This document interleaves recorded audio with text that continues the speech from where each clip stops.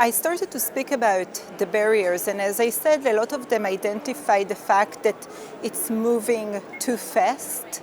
A lot of them also spoke about the idea that every modality is different than each other. And a lot of them said that in terms of motor and cognitive abilities, sometimes they are not fast enough to follow what's happening on the screen.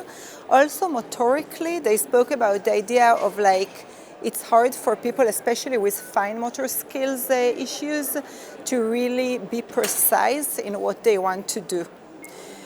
So these are the things they described. In the research that we did that was more to quantify, we saw actually that fine motor skills is also a huge predictor of the use of everyday life technology in persons with MS. And when I think about it, fine motor skills is also a way of indicating a lot of other, because it is related to the frontal lobe cortex and other areas of the brain.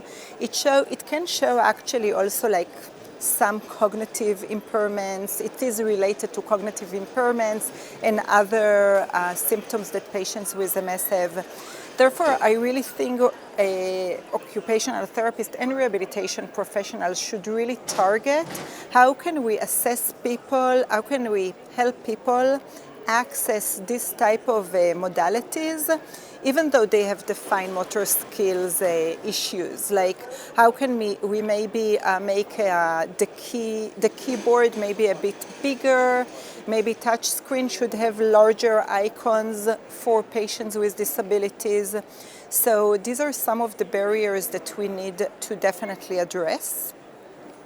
I really also think that we need to cognitively address some of the barriers, but really implementing strategies such as goal management training. When we teach person, okay, this is your goal, how do you go about it? What will you do to achieve this goal? So really approach everyday technology use with cognitive and adaptive ways to overcome motor skills functions.